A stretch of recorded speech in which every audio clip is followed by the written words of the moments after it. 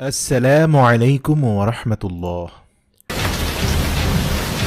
Tonight, the deadly flooding disaster in Brazil. ইবনে মাজার 4072 নম্বর হাদিস অনুযায়ী দাজ্জাল পৃথিবীর আবহাওয়া নিয়ন্ত্রণ করবে। প্রিয় দর্শক, ইসলামিক বিশেষজ্ঞরা বলছেন যে দাজ্জাল আসার পূর্বে আবহাওয়া নিয়ন্ত্রণের বাইরে চলে যাচ্ছে এখন। বিশেষ করে বাংলাদেশ সহ পার্শ্ববর্তী দেশগুলোতে উচ্চ তাপমাত্রা পরিলক্ষিত হচ্ছে, অথচ সবচেয়ে বেশি তাপমাত্রা হওয়ার কথা যে দেশগুলোতে মধ্যপ্রাচ্যের দুবাই, সৌদি আরবিয়াতে অনবরত বৃষ্টিপাত হচ্ছে। এমনকি দুবাইয়ে মাত্রা অতিরিক্ত বৃষ্টিপাতের কারণে সৃষ্টি হয়েছে জলাবদ্ধতা, অত্যাধুনিক শহর পরিণত হয়েছে বসবাস অনুপযোগী একটি শহরে। প্রশ্ন হচ্ছে, দাজ্জাল কিভাবে আবহাওয়া নিয়ন্ত্রণ করবে? আল্লাহর রাসূলের সুনানে ইবনে মাজার হাদিস অনুযায়ী 1990 সালে সংযুক্ত আরব আমিরাত কৃত্রিম বৃষ্টিপাত তথা রেইন এনহ্যান্সমেন্ট টেকনোলজি আবিষ্কার করে। বর্তমানে আমরা যেটাকে ক্লাউড সিডিং বলে থাকি, এটি এমন একটি বৈজ্ঞানিক প্রযুক্তি যার সাহায্যে কৃত্রিমভাবে বৃষ্টিপাত ঘটানো যায়। এই প্রযুক্তিতে উড়োজাহাজ থেকে সিলভার আয়োডাইডকে অনুপযুক্ত মেঘ, মানে আকাশের ভেসে বেড়ানো সাদা মেঘ, কালো মেঘ নয়, যেটা বৃষ্টি বর্ষণের উপযোগী মেঘ সেটা নয়, বরং উপরের আকাশে ভেসে বেড়ানো অনুপযুক্ত সাদা মেঘের মধ্যে বিমান দিয়ে সিলভার আয়োডাইড স্প্রে করার ফলে সেই অনুপযুক্ত সাদা মেঘ অল্প কয়েক মিনিটের মধ্যে কালো মেঘের আকার ধারণ করে প্রচণ্ড বৃষ্টিপাত ঘটায়। বর্তমানে দুবাই, সৌদি আরব এবং ওমানের মতো আরব দেশগুলো এই প্রযুক্তি ব্যবহার করছে, কারণ এসব এলাকায় খুব কমই বৃষ্টিপাত হয়, যা এই আরব দেশগুলোর জন্য একটি বড় সমস্যা। আর এ কারণে আরব দেশগুলো এই প্রযুক্তি ব্যবহার করতে মরিয়া হয়ে পড়েছে এবং দাজ্জালও এই প্রযুক্তি ব্যবহার করেই আবহাওয়া নিয়ন্ত্রণ করবে বলে অনেক ওলামারা দাবি করছেন। দাজ্জাল এই ক্ষমতাগুলো ব্যবহার করে মানুষকে বাধ্য করবে তাকে ঈশ্বর হিসাবে মেনে নিতে।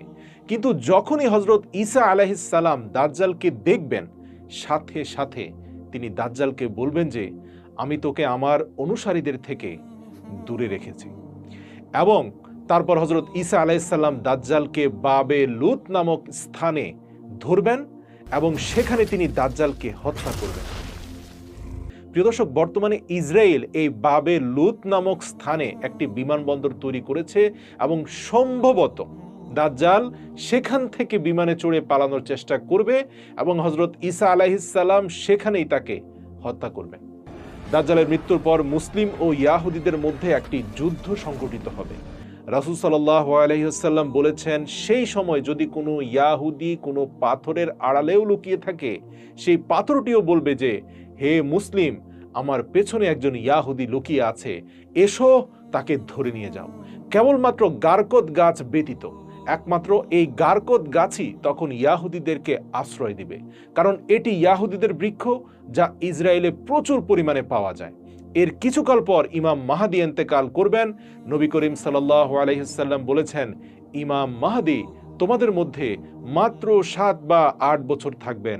এ বিষয়ে ইমাম বাকির রাহমাতুল্লাহ বলেন, যখন ইমাম মাহদী আবির্ভূত হবেন তখন আল্লাহ তাআলা এই মহাবিশ্বের ঘূর্ণয়ন এর গতিকে কমিয়ে দিবেন, যার কারণে সময় তখন ধীরে চলবে। আর এভাবে মাত্র 7 বছরে ইমাম মাহদী সমগ্র বিশ্ব জয় করবেন। অতঃপর হযরত ঈসা আলাইহিস সালাম পবিত্র কোরআনের বিধান অনুযায়ী পুরো বিশ্বে এক শান্তির শাসন জারি করবেন, যেখানে থাকবে ন্যায় বিচার, মানুষের মধ্যে বিরাজ করবে সহমর্মিতা এবং মানবতা। তিনি ফয়সালা করবেন কোরআনের উপর ভিত্তি করে। এছাড়াও তিনি শুকরদেরকে হত্যা করবেন এবং পৃথিবী থেকে ট্যাক্স উঠিয়ে দিবেন। এরপর তার বিদায়ের পরে পৃথিবীতে আবির্ভূত হবে ইয়াজুজ এবং মাজুজ। প্রিয় দর্শক, ভিডিওর শুরুতে আমি বলেছিলাম যে মরুর দেশ সৌদি আরব, এমনকি দুবাইয়ে ভয়ঙ্কর মাত্রায় বৃষ্টিপাত হচ্ছে। প্রবল বৃষ্টিপাত, ঝড় আর বন্যার কারণে যোগাযোগ ব্যবস্থা ভেঙে পড়েছে। বন্ধ ঘোষণা করা হয়েছে শিক্ষা প্রতিষ্ঠান। পাকিস্তান, আফগানিস্তানেও ভারী বৃষ্টিপাতে ইতিমধ্যে অন্তত 100 জনের মৃত্যু হয়েছে, ভেসে গেছে অনেক বাড়িঘর। প্রায় সব দেশ যখন ভারী বৃষ্টিপাত, বন্যা আর ঝড়ের কবলে পড়ে নাজেহাল অবস্থা, ঠিক তখন এর বিপরীত চিত্র দেখা যাচ্ছে দক্ষিণ এবং দক্ষিণ পূর্ব এশিয়ার দেশ বাংলাদেশ সহ পার্শ্ববর্তী সবগুলো দেশে প্রখর রোদ এবং তীব্র গরমে ফুটন্ত কড়াইয়ে পরিণত হয়েছে এই সকল দেশ এবং এই সকল দেশের জীবনযাত্রা। ফিলিপাইনের তাপমাত্রা ৪৭ ডিগ্রি সেলসিয়াসে উঠে গেছে। দেশটির বাসিন্দারা ঘরের বাইরে নিঃশ্বাস নিতে পারছেন না। খুব প্রয়োজন না হলে বাইরে বের হওয়া কঠোরভাবে নিষিদ্ধ ঘোষণা করা হয়েছে। পূর্ব এশিয়ার আরেক দেশ থাইল্যান্ডে হিট স্ট্রোকে ইতিমধ্যে অন্তত ৩০ জন প্রাণ হারিয়েছেন। থাইল্যান্ডের তাপমাত্রা ৫২ ডিগ্রি সেলসিয়াস ছাড়িয়ে যেতে পারে এবছর।